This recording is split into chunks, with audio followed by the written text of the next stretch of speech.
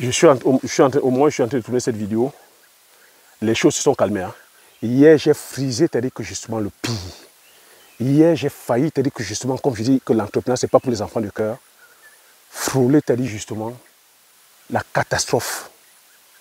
Tu me dis la catastrophe due à quoi? Hein? Sûrement, tu verras la vidéo que j'ai uploadée. Hier, à 18h30, on nous a alerté le départ de feu.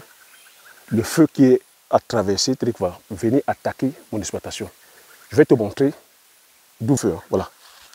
Voilà l'origine du feu. Tu vois ce versant là.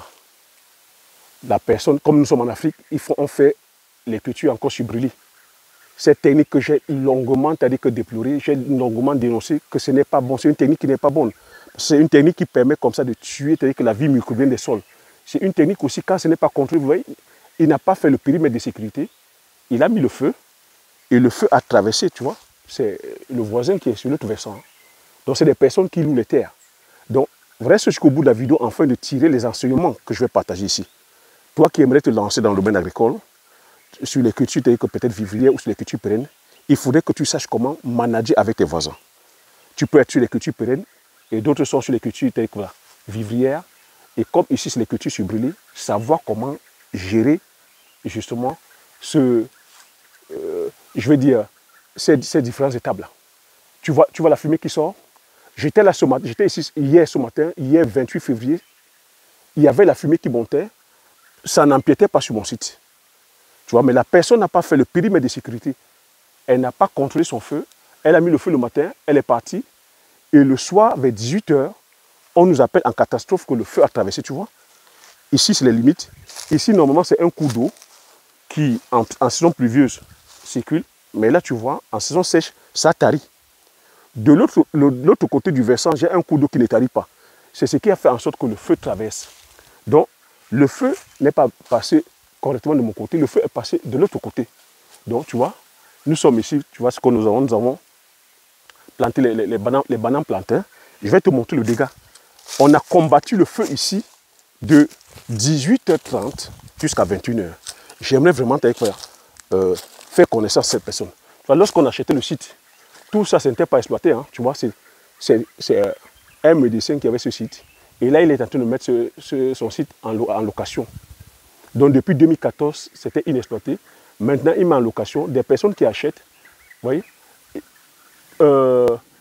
comme n'ayant pas assez de moyens, ne pouvant pas payer les scieurs pour venir tronçonner, qu'est-ce qu'ils font? Ils mettent le feu afin que ça puisse brûler, justement, et les arbres et les racines. Mais qu'est-ce que ça cause? C'est que si ce n'est pas contrôlé, ça déborde. Tu vois? Là, les départs de feu, ça a débordé. Ça a débordé et ça a empiété sur notre site et ça a empiété sur le site du voisin. Voilà. Donc ça, c'est une vidéo riche d'enseignements. C'est une vidéo que seules les personnes qui sont sur le terrain vivent.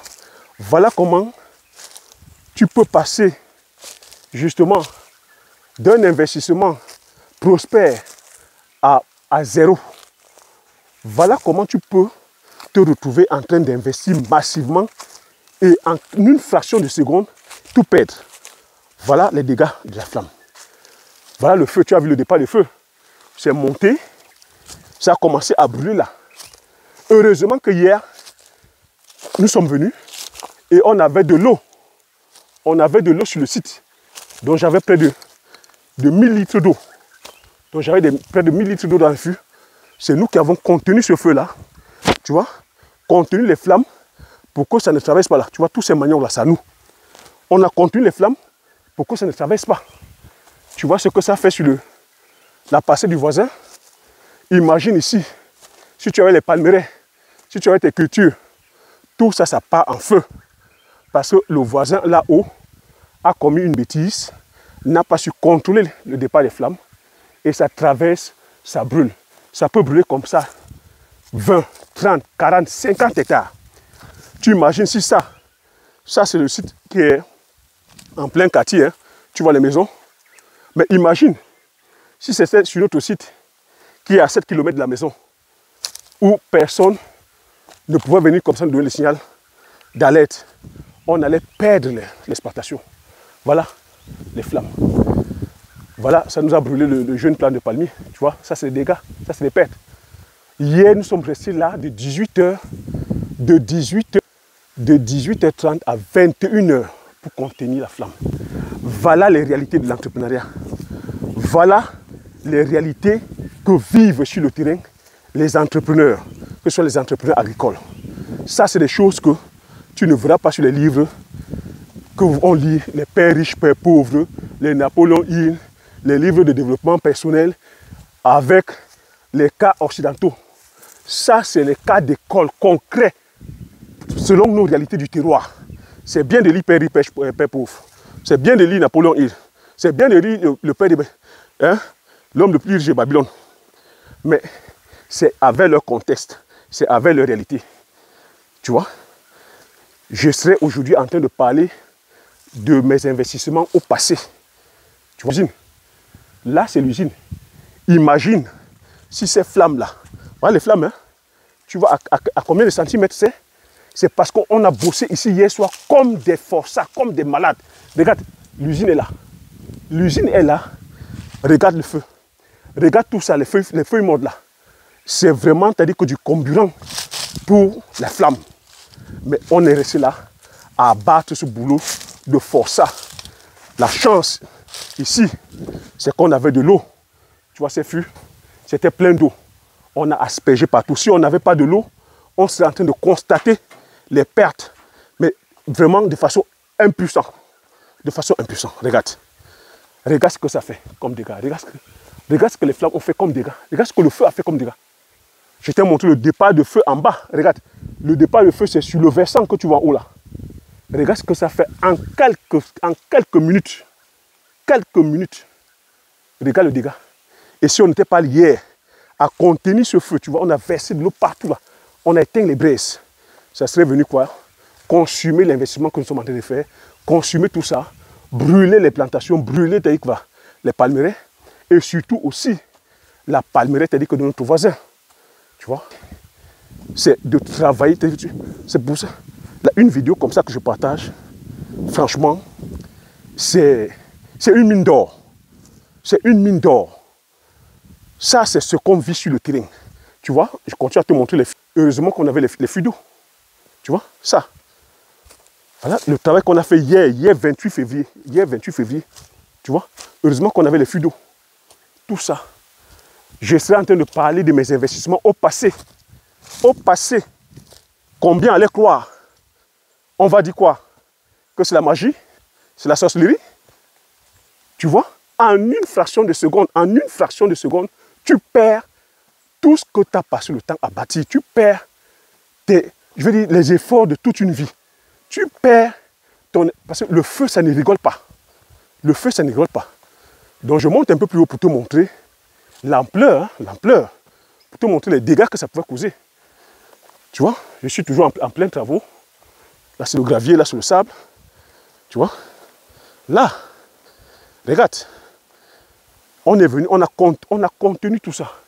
Et ici, cette partie, tu vois, ça, c'est tous les fûts d'eau. Hein. Les fûts d'eau qui étaient pleins, on a vidé. J'ai dit, on avait près de 1000 litres d'eau. Et je vais te dire pourquoi.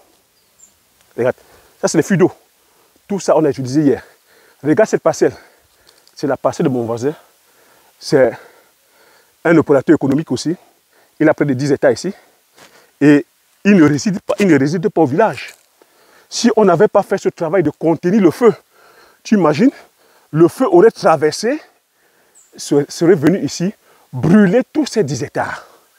Mais on a fait le travail pour que cette personne ne puisse pas connaître, justement, ne puisse pas vivre ces dégâts-là. Imagine, regarde, c'est là, hein, je pouvais aussi dire, je ne lutte que de mon côté. Je préserve ma parcelle, tant pis pour le voisin. Si ça traverse, c'est son problème. Non, on n'a pas pensé à ça. On a bataillé fort, tu vois, pour pouvoir contenir la flamme, contenir les flammes. Tu vois, contenir les flammes jusque-là. Contenir les flammes jusque-là. Tu vois, c'est ça. Contenir jusqu'ici. Tu vois, là c'est le palmier. Hein. Si ça embrase le palmier, ça traverse, tu vois, ça traverse là, ça va calciner les 10 hectares de mon voisin. Imagine toi en tant qu'investisseur. tu arrives comme ça. Tu sais que tu as laissé ton investissement, tu as laissé ton exploitation. Tu viens le matin constater les dégâts. Tu ne vois que de la cendre. Tu constates que tes 10 hectares, parce que là, il a 10 hectares, tes 10 hectares de palmiers ont été calcinés. Quand vous entendez que les gens ont l'AVC, quand vous entendez que les gens ont la crise cardiaque, quand je vous dis qu'aller entreprendre, ce n'est pas pour les enfants de cœur, qu'il y en a beaucoup comme ça qui parlent seuls, qui ont les crises cardiaques, qui ont les AVC, à qui tu as dit que justement, c'est à cause des cas comme ça. Imagine, parce que la lettre est venue d'où? Il faut que je montre. Elle est venue de cette maison. La lettre est venue de cette maison-là. Tu vois, de cette maison. Et cette maison s'est implantée cette année, il y a quelques mois. Si c'était l'année dernière, il y a 2 ans, j'aurais perdu mes investissements. Mon voisin aussi te dit que voilà, tout ça, ça allait calciner parce qu'il n'y avait pas les maisons il y a 1 an. Il n'y avait pas les maisons à côté il y a 1 an. Il n'y avait pas les maisons. Donc ça veut dire, on serait venu comme ça constater justement les dégâts à perte et fracas. À perte et fracas, je ne sais pas à qui cette vidéo parle, mais voilà les enseignements sur le terrain. Voilà les émotions que vivent les entrepreneurs sur le terrain. Voilà les émotions que je suis en train de vivre. Je vis les émotions, c'est-à-dire que suite à par rapport aux ouvriers qui devaient travailler, tu vis encore les émotions par rapport justement à la bêtise, à l'erreur humaine des voisins. Parce qu'il met le feu, ça traverse et ça vient comme ça brûler tous tes investissements. Qu'est-ce que la pauvre personne va faire? Qu'est-ce qu'elle peut bien te dire? Elle va seulement te dire ici que sorry. Sorry, ici c'est désolé. Elle va te dire sorry. Est-ce qu'elle pourra te dédommager à la hauteur de tes investissements? Si tu la prends, même tu la mets en prison, est-ce que ça va te ramener tes investissements? Cette vidéo, c'est pour interpeller et sensibiliser beaucoup d'entre nous des méthodes, des pratiques que nous faisons. Attention, c'est-à-dire à l'agriculture sur brûlé. Évitons tant que ce peut de faire les cultures sur brûlé parce que lorsque tu vas faire ces cultures-là, lorsque tu vas faire ces pratiques-là, c'est des risques énormes que tu prends. Imagine, tu vas brûler l'exploitation de quelqu'un, 10 hectares de palmiers. Es-tu capable de dédommager 10 hectares? Tu vois dans quel problème tu te mets? Tu vois dans quel problème tu te mets? Est-ce que tu vois dans quel problème tu te mets? Regarde. Tout ça là, je serai en train de parler de ça au passé. En train de parler de ça au passé, suite à quoi? Suite à l'erreur humaine. Tu vois ça, dès que la flamme tombe, elle touche le bois, ça s'embrasse comme du papier, quoi. Je serai en train de parler de ces investissements au passé. Combien allaient me croire?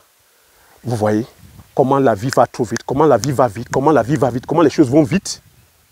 Comment les choses vont vite. Et ça aussi, comme mon grand-père me disait toujours, any disappointment is a blessing. Chaque déception, c'est une bénédiction. Parce que cette eau, si on n'avait pas cette eau, si on n'avait pas l'eau qui était là, on allait perdre, c'est-à-dire que tous ces investissements-là. Mais pourquoi est-ce qu'on a eu l'eau? Pourquoi est-ce que l'eau était présente? L'eau était prévue à mouiller le sol, afin de pouvoir damer le sol.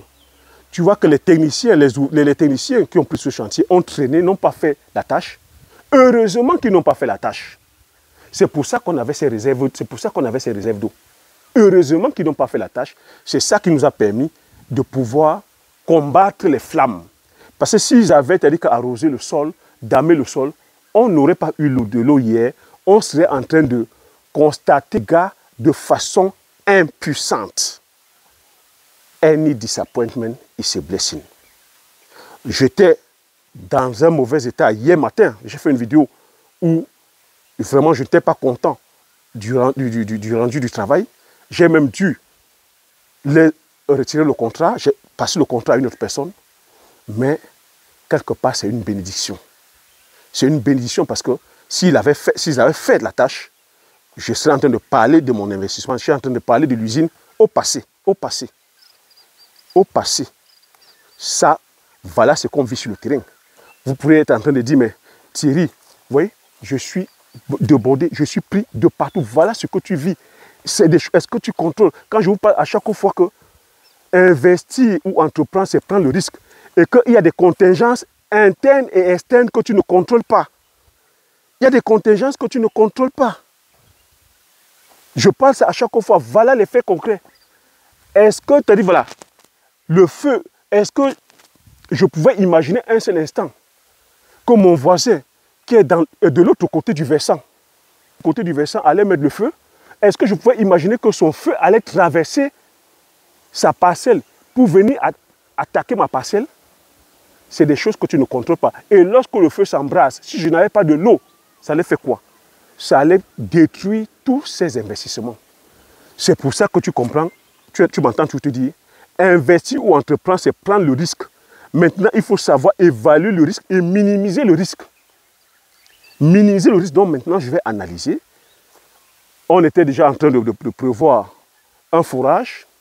Je mettrais, c'est-à-dire voilà, les bornes à incendie, les points d'eau de part et d'autre du site, afin de pouvoir, c'est-à-dire que justement, fixer les tuyaux au cas où ça arrive d'arroser. J'irai aussi tirer les oreilles de ces personnes-là, parce que c'est des personnes qui louent les terres, hein, qui font des cultures vivrières.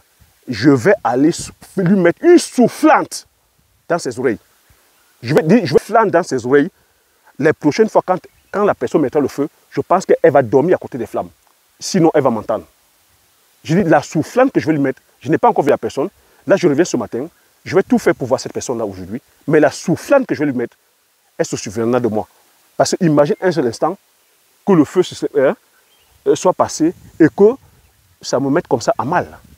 Tous ces investissements. Donc,